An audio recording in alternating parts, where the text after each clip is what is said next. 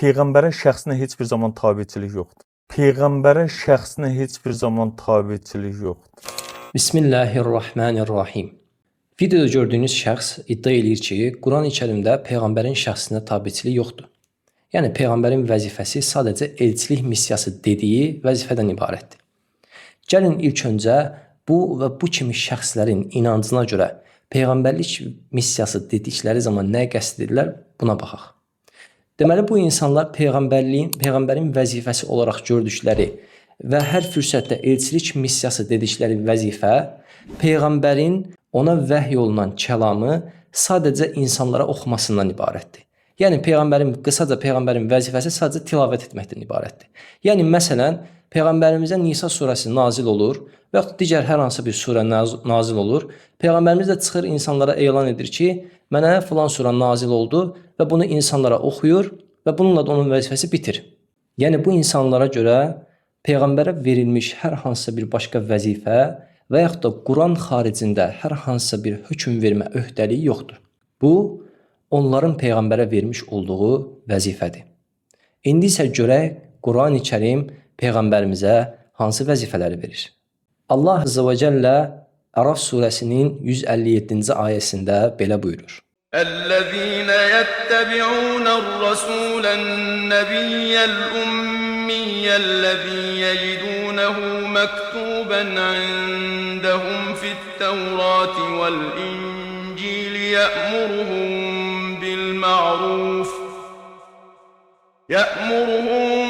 بالمعروف وينهاهم عن المنكر ويحل لهم الطيبات ويحرم عليهم الخبائث.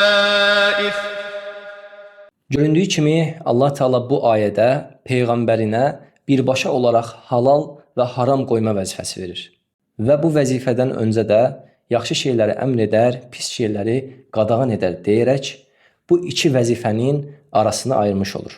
Yəni Peyğəmbərin həm insanlara nəsihət etmə kimi bir vəzifəsi var, yəni onlara yol göstərmə, nəsihət etmə, yaxşı şeyləri əmr edir, pis şeylərdən onları uzaqlaşdırır və eyni zamanda bu ayəyə görə Peyğəmbərin halal və haram qoyma səlahiyyəti də var.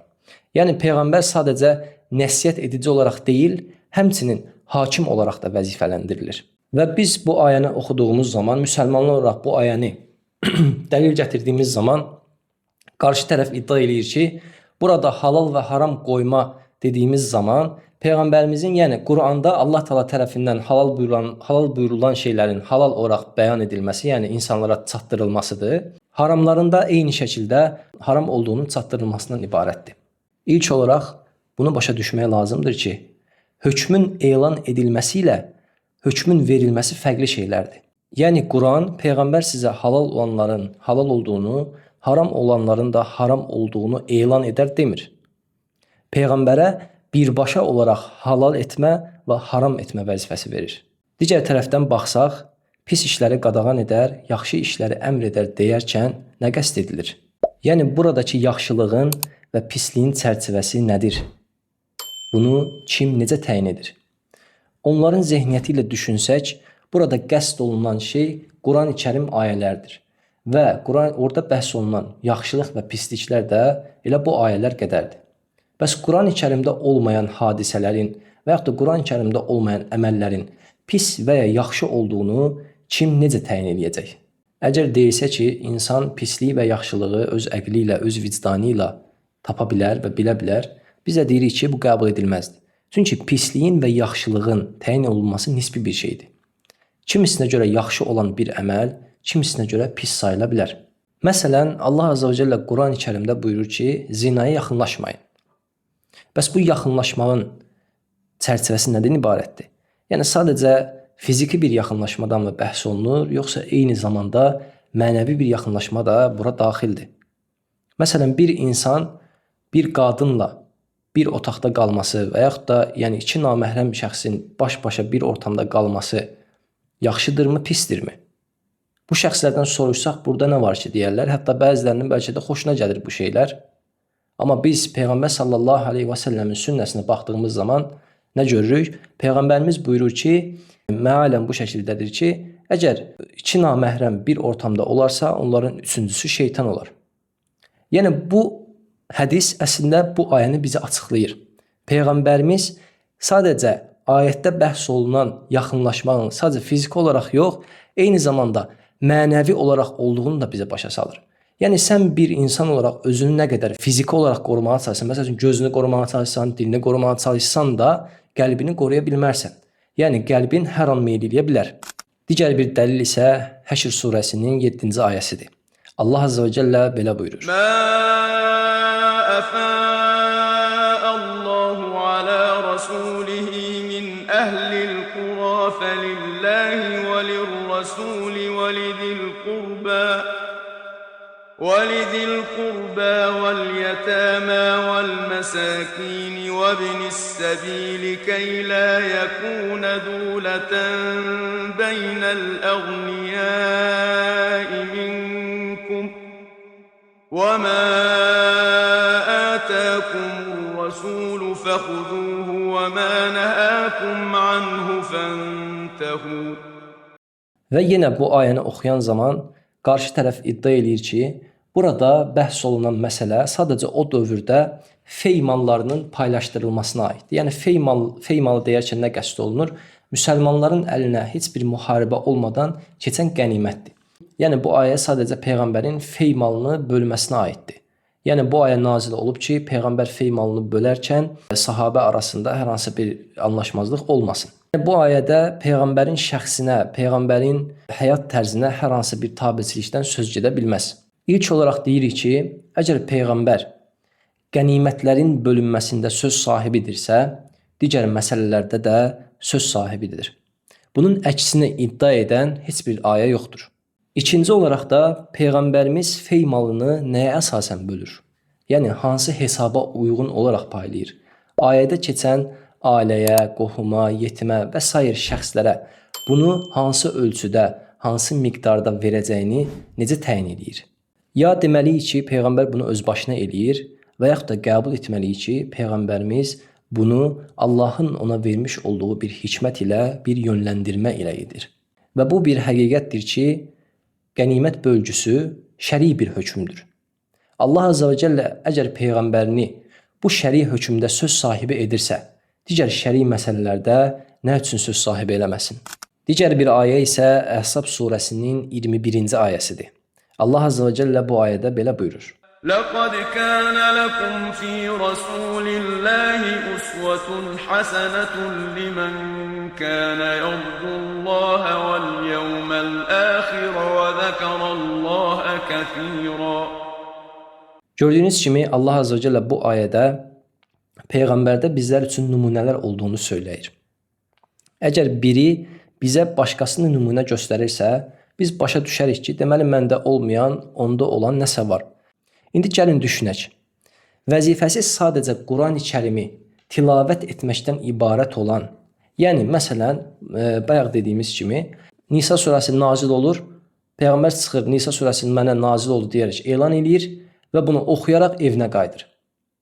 Vəzifəsi sadəcə Quran-ı Kərimi tilavətdən ibarət olan bir şəxsdən insanlar necə bir nümunə götürə bilər? Ondan nə öyrənə bilər? Deməli, burada qəsd olunan şey sadəcə tilavət olunan Quran və söz deyil, birbaşa peyğəmbərin özü və həyat tərzidir. Və Allah Azze ve Celle bu ayədə də peyğəmbəri bizə nümunə göstərərək ona bənzəməyimizi, onun kimi düşünməyimizi, onun kimi fikirləşməyimizi, həyatımızı onun kimi yaşamağımızı istəyir. Əgər deyilsə ki, bu ayədə qəsd olunan sadəcə peyğəmbərin əxlaqıdır, yəni necə gülərüz, necə şirin dil olmasıdır, cavab olaraq deyirik ki, bunu nəyə əsasən deyə bilirsiniz? Məgər peyğəmbərin əxlaqını nümunə götürmək olar, amma hər hansısa bir məsələdəki hökmünü götürmək olmaz? Bunu iddia edən hər hansısa bir ayə varmı? Əksinə, bunun ziddini bizə bildirən ayələr var ki, bu ayə də Nisa surəsinin 65-ci ayəsidir. Allah Azze ve Celle bu ayədə belə buyurur. فَلَا وَرَبِّكَ لَا يُؤْمِنُونَ حَتَّى يُحَكِّمُوكَ فِيمَا شَجَرَ بَيْنَهُمْ ثُمَّ لا يجدوا في أنفسهم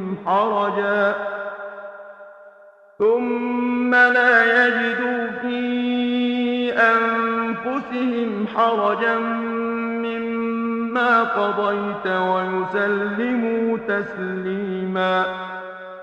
Gəlin ilk öncə bu ayə haqqında bu şəxsin sözlərinə baxaq. Onlar aralarında ixtilaf etdikləri məsələlərdə səni hökm etməyincə iman etmiş olmazlar. Nisa 65 və Bəli. Peyğəmbər sizə nə verirsə onu alın. Orada da ərəbcəsindən baxa bilərik. Ərəbcəsinə mən ərəbcə oxuya bilmirəm. Bir dənə siz o zəhmət Orada da olmasa deyin. çünki elçilik missiyasıdır. Elçilik missiyasıdır. Gördüyünüz kimi bu şəxs ayənin məhz elçilik missiyasından bəhs etdiyini iddia edir. Ümumiyyətlə bu şəxslər heç bir məsələyə tutarlı və dolu bir cavab verə bilmirlər.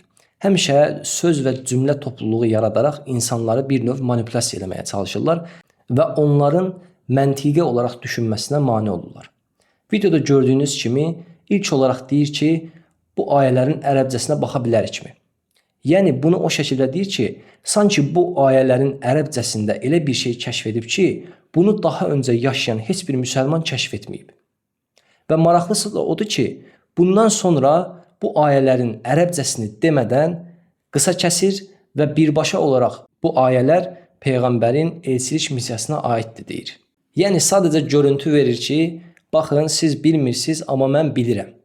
Və buna da təəssüf ki, bu haqda məlumatı olmayan, bu haqda hər hansı bir araşdırması olmayan, bəlkə də heç ərəbcə oxumağı bacarmayan müsəlmanlar aldanırlar. Axı siz özünüz deyirsiniz ki, Peyğəmbərin vəzifəsi sadəcə elçilik missiyasıdır. Amma elçilik missiyasını tam olaraq açıqlamadıqları üçün insanlar bunu başa düşmür.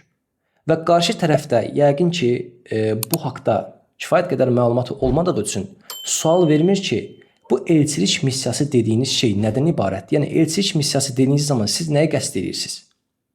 Axı siz elçilik missiyası deyən zaman qəsd etdiyiniz şey daha öncə də açıqladığım kimi sadəcə Peyğəmbər Quranı oxuyur və evinə qayıdır. Yəni bundan ibarətdir.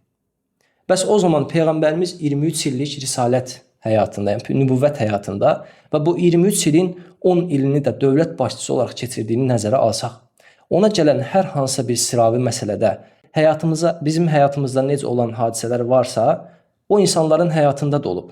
Bu hadisələr haqqında necə hökm verirdi? Hakimlik deyilən şey necə olur? Biri iddiaçı, digəri cavabdeh iki şəxs olur. Və hakim də bunların arasında hansının düz, hansının yanlış olduğu barəsində hökm verir. Əgər deyilsə ki, Peyğəmbər öz əqli ilə hökm verirdi, o zaman Peyğəmbər bu hökmün, yəni vermiş olduğu hökmün Allahın rızasına uyğun olub olmadığını hardan bilirdi? Biz bilirik ki, xüsusi bir yönləndirmə, vəhiy olmadan Peyğəmbərlərin sıravi insanlardan hər hansı bir fərqi yoxdur. Buna Quran-ı Kərimdə kifayət qədər nümunə var. Bəs necə ola bilər ki, aləmləri qurtarmaq üçün göndərilən bir Peyğəmbər bir məsələdə hökm verir, amma o məsələdə doğru yoxsa yanlış hökm verdiyindən xəbəri yoxdur? Belə bir şey ola bilərmi? Və eyni zamanda Quran-ı Kərimin də bütün hökmləri ehtiva etmədiyini nəzərə alsaq, deməli Peyğəmbər bu gün Quran-ı Kərimdə oxumadığımız və adına qeyri-mətlub vəhiy dediyimiz yönləndirmə ilə, hikmətlə insanlar arasında hökm edirdi. Mətlub və qeyri-mətlub vəhiy haqqında danışmışdıq. Əgər o videomuzu izləməmişsinizsə, buradan izləyə bilərsiniz. Son olaraq Allah Azze və Cəllə Nəhl surəsinin 44-cü ayəsində belə buyurur. Bil-beyinati vəz-zubur və ənzəlnə iləykəz-zikra litubeyyinə lin-nəsi mə nuzzilə iləyhim və ləalləhum yətəfəkkərun. Ayədə keçən litubeyyinə kəlməsi başa salmaq, açıqlamaq, izah etmək anlamına gəlir. İndi bu şəxslər deyir ki, Quran açıq-aşkardır, amma ayə deyir ki, sənə bunu nazil etmişik ki, bunu insanlara açıqlayasan, onlara başa salasan. İndi haşa bir ziddiyyət varmı deməmiz lazımdır. Açıqlama və bəyan etmə necə olur? Yəni bir məsələ qapalı qalır və yaxud da bir şəxs onu başa düşə bilmir. Peyğəmbər də bunu ona başa salır, anladır və təfərrüatı ilə onu izah edir. Bizlər də burada açıqlanana Quran, açıqlayana Peyğəmbərin sünnəsi və Peyğəmbərin sünnəsini ehtiva edən mətn topluluqlarına da hədis deyirik. Bəli, Quran-ı Kərim açıq-aşkardır, amma Peyğəmbərimizlə birlikdə. Əks təqdirdə namaz kimi ən bəsit ibadətlərin hökmlərini belə Quran-ı Kərimdən çıxarmaqdan acizik. Bu ayələrin sayını artırmaq olar, amma düşünürəm ki, əql sahibləri üçün bir ayə də kifayət edər. Vəlhamdülillahi Rabbil alemin.